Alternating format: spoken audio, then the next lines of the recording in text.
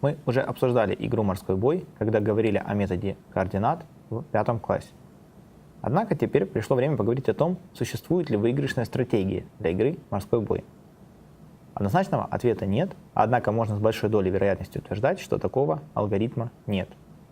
Это связано в первую очередь с тем, что большинство логических игр основано на том, что изначально оба игрока знают расположение, начальные условия друг друга. Весь же смысл морского боя состоит в том, что начальное расположение кораблей игроков скрыто друг от друга. К тому же свои корабли каждый из игроков расставляет сам. Именно поэтому весьма вероятно, что выигрышной стратегии существовать и не может, так как она очень сильно зависит от первоначального расположения кораблей соперников. Однако есть несколько общепринятых тактик, которые можно использовать при игре в морской бой. Первое – это, например, поиск четырехпалубника.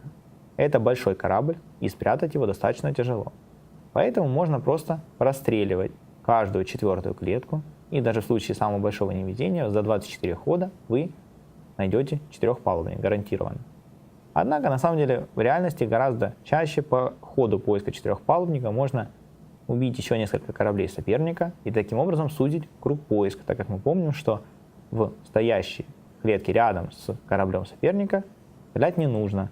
Они автоматически пустые, так как по условию нельзя ставить корабли так, чтобы они соприкасались. Еще одна стратегия игры в морской бой состоит в том, чтобы, например, простреливать главную и боковую диагонали.